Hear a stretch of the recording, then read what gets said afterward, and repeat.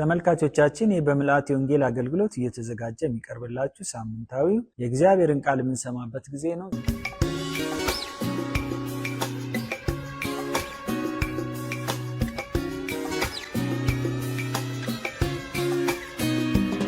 ዛሬ ከሉቃስ ወንጌል ምዕራፍ 15 ከቁጥር 11 እስከ 38 ያለውን ክፍል ነው የምናጠናው እና በዚህ ክፍል ላይ እንደምንመለከተው የጠፋውን ልጅ ታሪክ ነው የምናጠናው።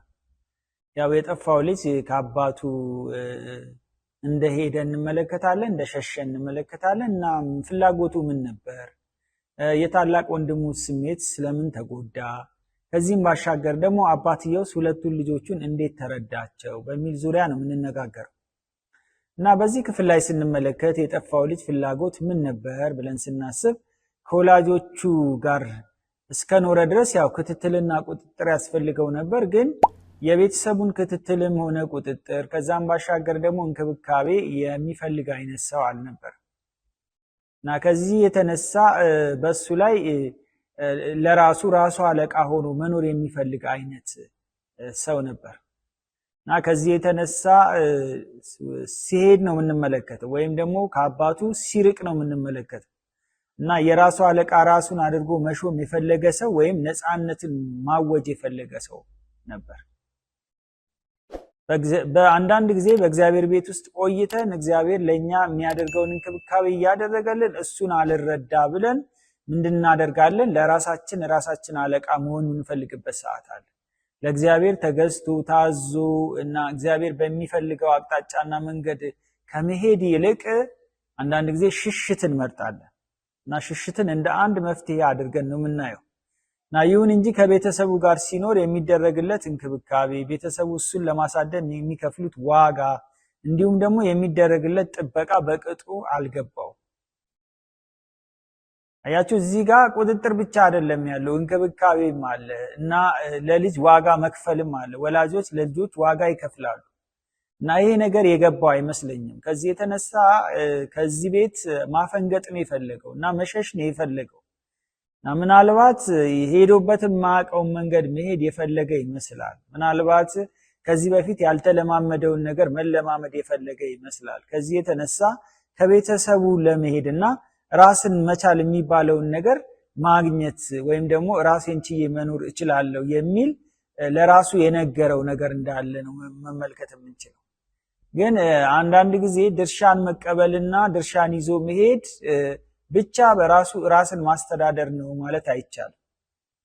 አያችሁ፣ ይሄ ልጅ ገንዘብ ማግኘቱ ብቻ ራሱን ማስተዳደር እንደሚችል ብቁ እንደሆነ፣ ይህንን ገንዘብ ማባዛት እንደሚችል የገባው መስሎት ሊሆን ይችላል።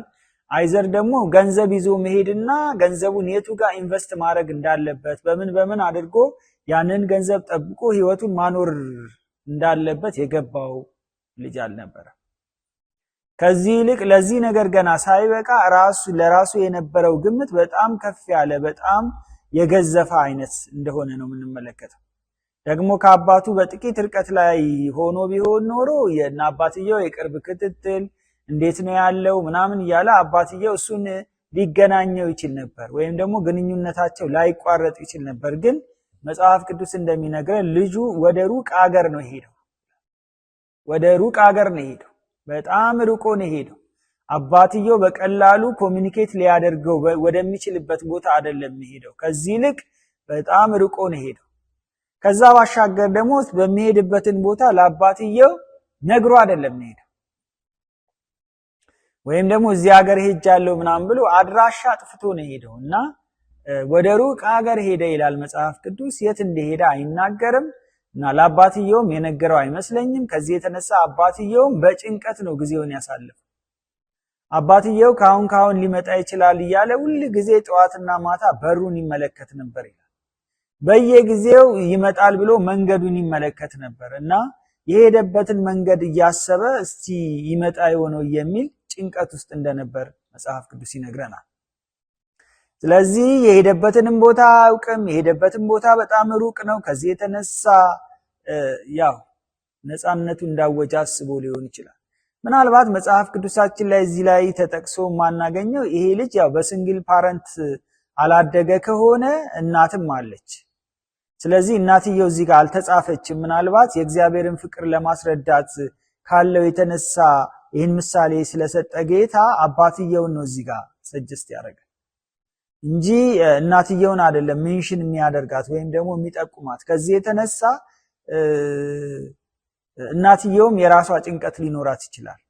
በህይወት ካለች ልጇ ሲጠፋ ሩቅ ሀገር ሲሄድ ከነሱ ሲለይ ራሱን የቻለበትን ሁኔታ እስካልሰማች ስለሱ ኢንፎርሜሽን እስከሌላ ድረስ እናትየውም የአባትየው የጭንቀት ተጋሪ እንደምትሆን ጥርጥር የለው።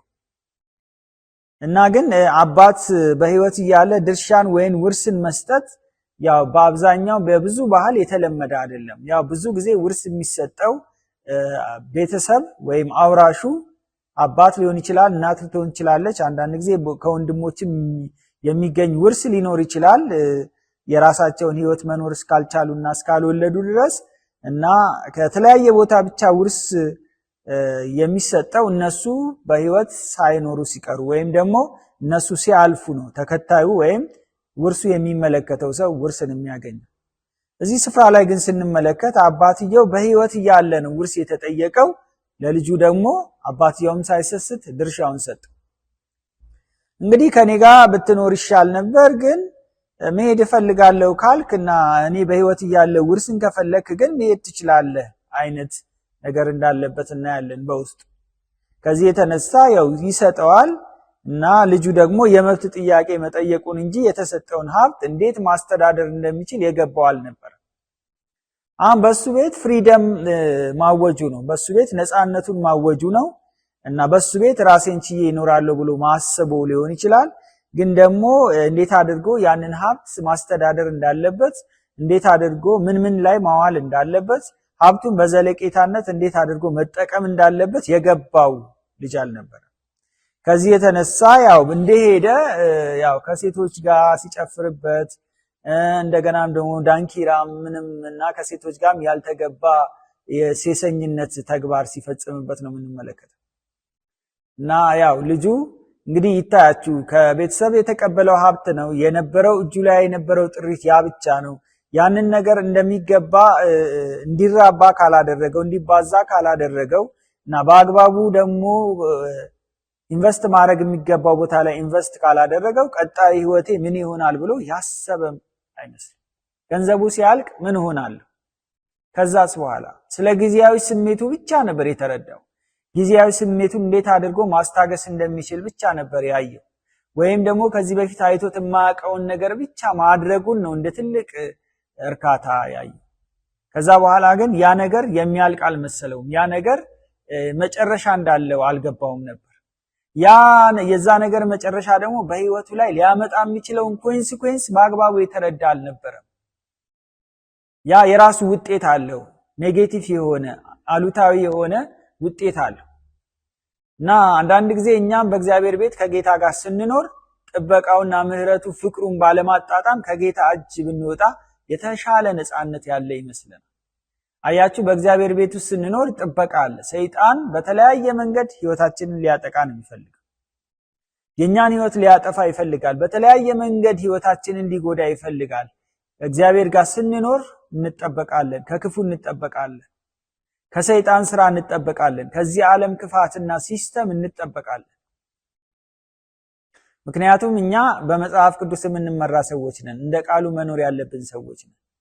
ከዛም ባሻገር እኛ በምናየውና በማናየው መልኩ እግዚአብሔር መላእክቶቹን እንኳን እየላከ ከሰይጣን አሰራር ከሰይጣን ከሚያሴርብን ነገር እግዚአብሔር እንዴት አድርጎ እንደሚጠብቀን ስንመለከት ከእግዚአብሔር ቤት መውጣት በጣም ከባድ ዋጋ እንደሚያስከፍል ነው የምናየው። በዚህ ላይ ደግሞ ስናጠፋ እንደ ሰይጣን ወዲያው አንቆ የሚገለን አይደለም፣ ወይም ደግሞ የማይሆን ዋጋ የሚያስከፍለን አምላክ አይደለም። በምህረት በፊቱ ስንቀርብ ምህረት እንቀበላለን። ከዚህም ባሻገር ደግሞ ፕሪኮንዲሽናሊ ያልሆነ ማለት ነው ቅድመ ሁኔታዊ ያልሆነ ፍቅር ከጌታ ዘንድ እናገኛለን።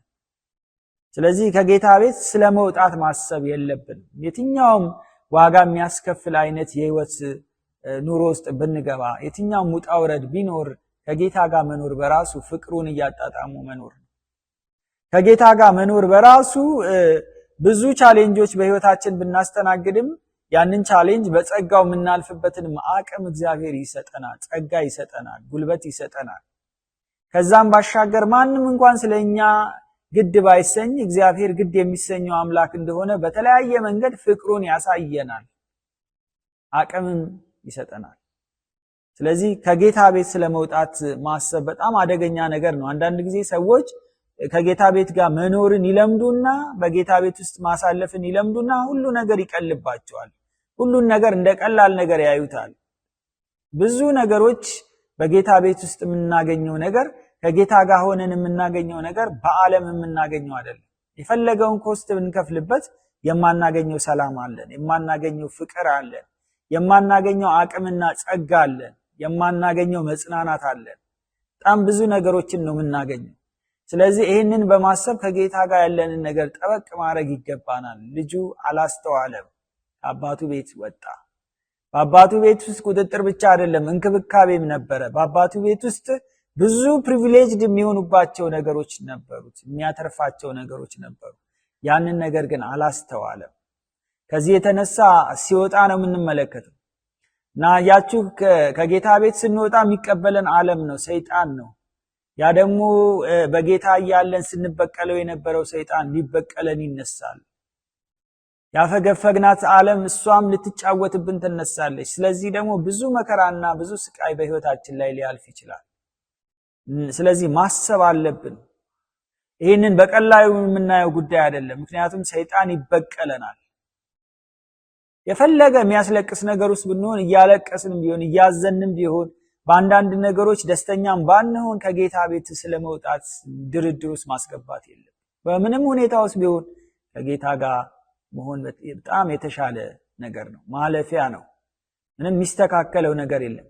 ይህ ልጅ በአባቱ ቤት እያለ ያልሞከረው ነገር ስለሆነ ውስጡ ዓለምን መውደድ ያለ ይመስላል። ኢሚዲየትሊ የተቀበለውን ገንዘብ ዓለማዊ ነገር ላይ ሲያውለው ነው የምንመለከተው። ሲጠጣበት፣ ሲዘፍንበት፣ ከሴቶች ጋር ሲያባክነው፣ ሲዘሙት ነው የምንመለከተው። ስለዚህ አንዳንድ ጊዜ ሰዎች በጌታ ቤት ውስጥ ሆነው የዓለሙን ነገር ያስባሉ። የዓለም ፍቅር ውስጣቸው ይገባል።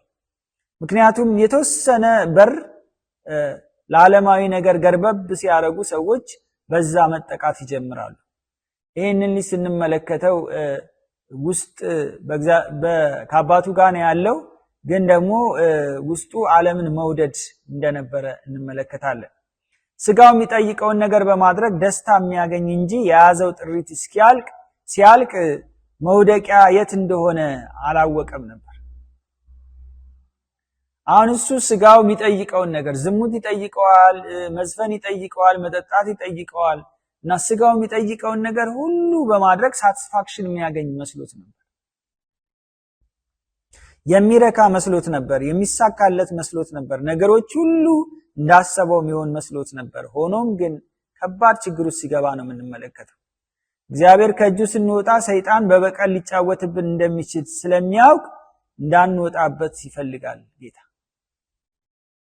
እንዳንወጣ እንዳንጎዳ ይፈልጋል። ስለዚህ ደግሞ በተለያየ መንገድ ያባብለናል።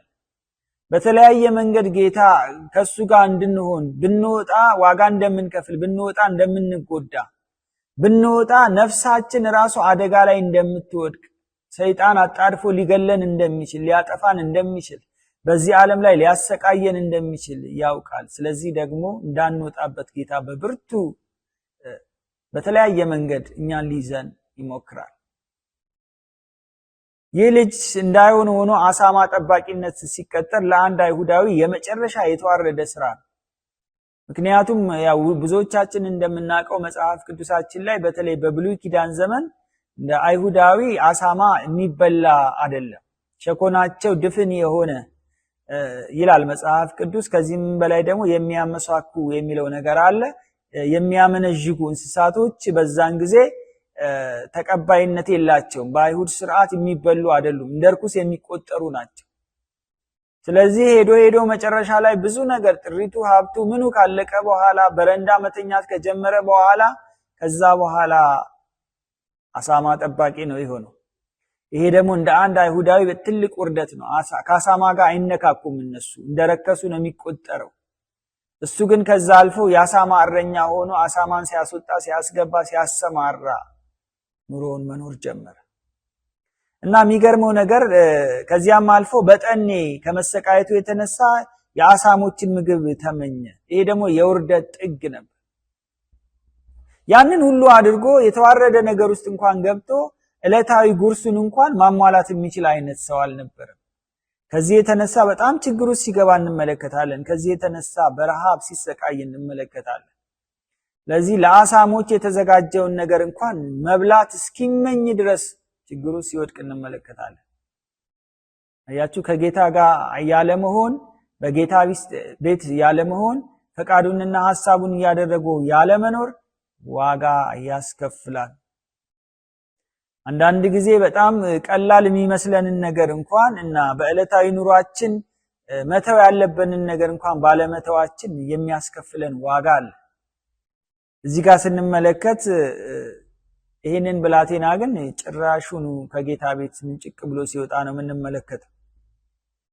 ለዚህ ደግሞ ይሄ ነገር ዋጋ ሲያስከፍል እንመለከታለን። ይህ ሰው ከደረሰበት ውድቀት መማሩ የከፋ ቢሆንም ከውድቀት ያለ መማር ስላለ ደግሞ የተሻለ ነው። አሁን እየተማረ ያለው ከሰዎች ውድቀት አይደለም። መጽሐፍ ቅዱስ ሲናገር ብልህ ከሌሎች ይማራል፣ ሞኝ ግን በራሱ ይማራል እንደሚል ይሄ ልጅ እየተማረ ያለው በራሱ ውድቀት ነው። የአንዳንድ ሰዎች የከፋ ነገር ደግሞ ምንድነው ቢባል ከራሳቸው ውድቀት እንኳን አይማሩ። ከራሳቸው ከሚያሳልፉት ነገር እንኳን የማይማሩ ሰዎች አሉ። ስለዚህ እዚህ ጋር ስንመለከተው ይሄ ልጅ እየተማረ ያለው ከራሱ ውድቀት ነው፣ ከደረሰበት ነገር ነው። መጽሐፍ ቅዱስ እንደሚነግረን አሁን ወደ ልቡ መመለስ ጀመረ። በረኝነት ቦታ ላይ ሆኖ የአሳማ ምግብ እንኳን ማግኘት በማይችልበት ቦታ ላይ ሆኖ እና በጠኔ እየተጠበሰ ነገሩን ሲያየው አሁን ወደ ልቡ መመለስ ጀመረ እና እግዚአብሔር ወደ ልቡ እንዲመለስ እድል ሰጠው። ቢያንስ ብመለስ ከአባቴ ሰራተኞች እንደ አንዱ ሆኜ ብኖር የተሻለ ኑሮ ልኖር እችላለሁ ብሎ አሰበ። አሁን እነዚህ አሳሞች እንኳን ያው ደልቷቸው ይህን ምግብ ይመገባሉ። እኔ ደግሞ በአባቴ ቤት ውስጥ ብዙ የተቀጠሩ ሰራተኞች ያሉት ነው፣ የተሻለ ቤተሰብ ልጅ የምባል ነኝ። ብዙ ባሮች ያሉበት ቤተሰብ ውስጥ ነው ያደግኩት፣ በእንክብካቤ ነው ያደግኩት። ስለዚህ ደግሞ ምናልባት ሌላውን እድል እንኳን አባቴ ቢነፍገኝ ይህንን እድል አገኛለሁ። ቢያንስ እንደ ሰራተኞቹ አንዱ አድርጎ ይቆጥረኛል። ከዚህ ደግሞ የተነሳ ሰራተኞቹ ወይም ባሮቹ የሚመገቡትን ነገር ተመግቤ በህይወት መኖር ይችላል። ስለዚህ ከዚህ የከፋ ነገር የለም በማለት ለመመለስ ራሱን ሲያዘጋጅ እንመለከታለን። አያቸው፣ አንዳንድ ጊዜ ያው ጽዋ ሲሞላ ነገሮች በጣም እየከበዱ ሲመጡ፣ ከአቅም በላይ እየሆኑ ሲመጡ ወደ ልባችንም ከተመለስን ትልቅ ነገር ነው። ይህን ልጅ ስንመለከተው ተመለሰ፣ ወደ አባቱ ቤት ተመለሰ። ለመመለስ ምክንያት የሆነው ነገር ያሳለፈው ነገር በራሱ በቂ ትምህርት ነው። ሌላ አስተማሪ ያስፈልገው። ከአባቱ ቤት መሸሹ ያመጣበት መዘዝ ነው። ስለዚህ ሌላ መንገድ ሌላ አቅጣጫ ሲይዝ አንመለከትም። ለመመለስ ራሱን ሲያዘጋጅ እንመለከታለን። ወደ ልቡ ተመለሰ፣ መመዘን ጀመረ። በአባቱ ቤት እያለ የነበረውን ነገርና እዚህ በመምጣቱ የመጣበትን ነገር፣ ከአባቱ ውርሱን ይዞ መምጣቱ ምንም ትርፍ እንዳላደረገለት፣ ከዚያ ይልቅ ደግሞ በአባቱ ቤት ቢሆን ኖሮ የተሻለ ኑሮ ይኖር እንደነበር በማሰብ ለመመለስ ራሱን አዘጋጀ። ይሄ ትልቅ ነገር ነው። እግዚአብሔር እድልን ሰጠው፣ ልቦናን ሰጠው። እንዴት መመለስ እንዳለበት እንዲረዳ እግዚአብሔር ሲያደርገው እንመለከታለን። ስለዚህ አንዳንድ ጊዜ ኃጢአት የመመለስ ጉልበትን ይፈታተናል። ይሁን እንጂ እግዚአብሔር በጸጋው ደግሞ መንጭቆ ሊያወጣን ይችላል። የኃጢአት ባህሪ አንዱ ምንድነው? ሰዎችን ጉልበት እንዲያጡ ማድረግ ነው። የሰዎችን አቅም እንዲያጡ ማድረግ ነው። ተስፋ ማስቆረጥ። ሆኖም እግዚአብሔር እድልን ሲሰጠው እንመለከታለን። ሁለተኛ የታላቅ ወንድሙን ስሜት ለምን ተጎዳ ብለን ስናስብ ያው ታላቅ ወንድሙ ስለ ወንድሙ መጥፋትና ጉዳት ሳይሆን ስላባከነው ሀብት ነበር ግድ የሚሰጥ። አሁን ወንድሙ ጠፍቷል እና አንድ ወንድሙ ነው እና ደግሞ ለወንድሙ ማሰብ ነበረበት። ይዞ የሄደውን ሀብት ነው ብቻ ነው የሚያስብ። ቀሪው የኔ ነው የሚል እሳቤ ስለነበረው የወንድሙ መጥፋት ግድ የተሰኘበት ነገር አልነበረም እና ከዚህም ባሻገር ደግሞ ሲመለስም ሲያስበው ስላባከነው ሀብት እንጂ የሚያስበው ስለ ወንድሙ መመለስ አይደለም፣ ስለ ወንድሙ መገኘት አይደለም። አባትና ምናልባትም እናት ከነበረች ይቆረቆሩ እንደነበር አይነት ስሜት አልነበረውም። ይህንን ስናየው ከሀብቱ ላይ ነው አይኑ የነበረው። ግን በዘዳግም ምዕራፍ 21 ቁጥር 17 ላይ ደግሞ መጽሐፍ ቅዱስ ሲናገር የቤቱ ታላቅ የታናናሾቹን እጥፍ ማግኘት እንዳለበት ነው የሚናገር። ስለዚህ በየትኛውም መመዘኛ ይሄ በቤት ውስጥ የነበረው ልጅ ተጎጂ ሊሆን አይችልም፣ ምክንያቱም መጽሐፍ ያዘለታል። ስለዚህ ደግሞ ግን ይህንን ልጅ ስንመለከተው አይኑ የነበረው ሀብት ላይ ነው፣ ገንዘብ ነው። ስለዚህ የታናሽ ወንድሙ ሀብት ማባከን የሚጎዳው ራሱን እንጂ ወንድሙን አልነበረም። እሱ የተቀመጠለት ድርሻ አለ። አባትየው እሄዳለሁ ቢል እንደውም የታናሹን እጥፍ አድርጎ ይሰጠዋል፣ ምክንያቱም መጽሐፍ ቅዱስ ያዝለታል፣ ሕጉ ያዝለታል። ግን አሁንም ቀልቡና ልቡ ያለው ይሄ ልጅ የቱ ጋ ነው? ሀብቱ ላይ ነው። ከዚህ የተነሳ ደግሞ የሚቀራመተው እንደሆነ ነው ያሰበው። ምናልባት ሲመለስ በዚህ ታላቅ ደስታ ከተቀበለው ድጋሚ ካለው ሀብት ሊያካፍለው ይችላል የሚል ስጋት ሳይኖርበት አልቀረም። ድጋሚ አባትየው ሀብቱን ከዚህ ሀብት ላይ እንኳን ቢያካፍለው ሊያካፍለው የሚችለው ከየት ነው? ከቀሪው ወይም ደግሞ አባትየው ለራሱ ብሎ ካስቀመጠው ነገር ነው ሊሰጠው የሚችለው እንጂ የወንድምየውን ድርሻ አይሰጠው። ግን ልጁ ስጋት ነበረበት፣ በጣም ስጉ ነበር። ከገንዘብና ከንብረት ከወንድሙ በላይ ገንዘብና ንብረትን የሚያስብ አይነት እሳቤ የነበረው ሰው ነው። ሀብት ላይ ትኩረት የነበረው ሰው ነው። አንዳንድ ሰዎች ገንዘብን ለማግኘት ኤኒ ኮስት ይከፍላሉ። ወንድሞቻቸውን ጨፍልቀው ሊሄዱ ይችላሉ፣ ሊገሉ ይችላሉ። አንዳንድ ሰዎች ሀብትና ገንዘብ ላይ ያላቸው ግንዛቤ በጣም ወጣ ያለ ነው። ገንዘብ ያስፈልጋል፣ ሀብት ያስፈልጋል፣ ግን ደግሞ ከአንዲት ነፍስ እንኳን በላይ ዋጋ የለውም። አንዲት ነፍስ በቢሊየን የሚቆጠር ገንዘብ እንኳን አይተካውም። ግን ይህንን ስንመለከት እንደዚህ አይነት ሐሳብ የነበረው ሰው አልነበረም። ምናልባት ሲመለስ ምን ያደርገዋል ብሎ ነው ያሰበው? ሊያካፍለው ይችላል። ደግሞ አባቱ በሕይወት እያለ ለልጆቹ ሀብት ሲያካፍል ለራሱ ሳያስቀር አይደለም። ስለዚህ ደግሞ ቢያካፍለው እንኳን አባትየው ከራሱ ካስቀረው ነገር ነው ለልጁ እንደገና እድል ሊሰጠው የሚችለው እንጂ የታላቅ ወንድሙን ድርሻ አይደለም የሚወስደው። ግን ይህንን ግንዛቤ ውስጥ ያስገባ አልነበረም። በጣም የሚጎመጅ በጣም ገንዘብ ላይ ልዩ ግንዛቤ የነበረው አይነት ሰው እንደሆነ እንመለከታለን። ወንድሙ አጉል ስጋት የተጠናወተውና ወንድሙን ከገንዘብ በላይ ማፍቀር ያቃተው ራስ ወዳድ ነበር። ያችሁ ሰዎች ራስ ወዳድ በሚሆኑበት ሰዓት ከምንም ነገር በላይ ገንዘብን ነው የሚያስቡት። ከምንም ነገር በላይ የራሳቸውን ምቾት ነው የሚያስቡት እና ስለሌላው መኖር ስለሌላው ደህንነት ራሳቸውን መሰዋት የሚፈልጉ አይነት ሰዎች አይደሉም። እዚህ ጋር ስንመለከተው ይህን ሲያደርግ ነው የምንመለከተው። ይህ ሰው በጌታ በኢየሱስ ምሳሌ መሰረት ፈሪሳውያን እንደሚወክል መጽሐፍ ቅዱስ ኮመንተሪዎች ይናገራሉ። ይሄ ታላቅ ወንድም ተብዬው በቤት ውስጥ ያለው የሚሰራው የሚንቀሳቀሰው አባቱን አገለግላለሁ የሚለው ሰው ግን ስብዕናውን ስንመለከተው የፈሪሳዊ አይነት ነበር። ፈሪሳውያን በጣም ራሳቸውን ይወዳሉ። በጣም ምስኪን ከሚባሉት መበለት ከሚባሉት ድሆች ከሚባሉት እንኳን ለመበዝበዝ ወደኋላ የሚሉ አይነት ሰዎች አልነበሩ። ይህንን ሰው ስንመለከተው በጣም ራስ ወዳድ ሰልፍ ሴንተርድ የሆነ ከራስ በላይ ንፋስ የሚል አይነት ሰው እና ከራሴ በላይ ማንም የለም ብሎ የሚያስብ ሰው እና ስለሌላው የማይጨነቅ የአባት የእናት ወንድሙ የማይጨነቅ አይነት ሰው ነበር። ስለዚህ የኛ ምድራዊ ጥሪት ከአንዲት ነፍስ የሚበልጥ አይደለም። ከጓደኛ ከጎረቤት ከቤተሰብ የሚበልጥ አይደለም። ከሰው ሕይወት ገንዘብ አይበልጥም፣ ሊበልጥም አይችልም።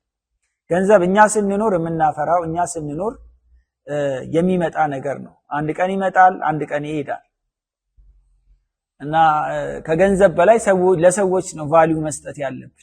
ሶስተኛ አባትየው ሁለቱን ልጆቹን እንዴት ነው የተረዳቸው የሚለውን እስቲ ጥያቄ ለመመለስ እንሞክር።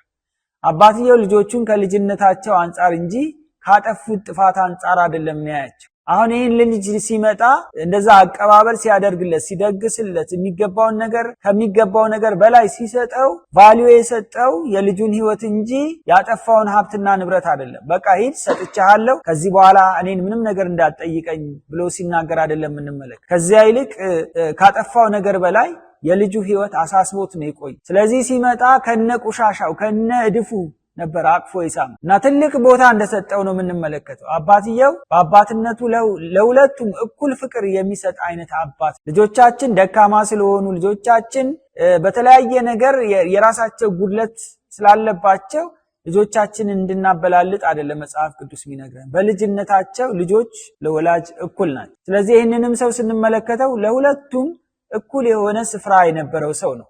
አንዳንድ ወላጆች ከልጆቻቸው ተጠቃሚ ስለሆኑ ማቅረባቸውና ማራቃቸው ከልጆቻቸው ጠቀሜታ አንጻር ነው የሚያዩት። አንዳንዱ ልጅ ተሳክቶለት ለአባቱ ሸጎጥ የሚያደርግ ከሆነ ለቤተሰቡ የሚሰጥ አይነት ከሆነ ልዩ ስፍራ ይሰጠዋል እና አቅማቶ ደግሞ እነዚህ የራሱ ነገር ከራሱ አልፎ ለሌላው ሼር ማድረግ ያልቻለ ልጅ ከሆነ ደግሞ በቤተሰቡ ችላ ይባላል። ትክክለኛ አባትነት ግን ልጆቹን በልጅነታቸው እኩል ማየት ነው። ልጆቹ ተሳክቶላቸው ለቤተሰብ ማድረግ ቻሉም አልቻሉ። ይህንን አባት ግን ስንመለከተው ይልቁንም ለነሱ ጥሪት ያዘጋጀ ሰው ነው። ስለነሱ የሚያስብ ሰው ነው። ከነሱ የሚፈልግ አይነት አባት አልነበረም። አባትየው ለጠፋው ልጅ ልብስን ሰጠው ይላል፣ ማዕረግን፣ ማህተም ያለበትን ቀለበት፣ ስልጣንን፣ ጫማውን ደግሞ ልጅነትን።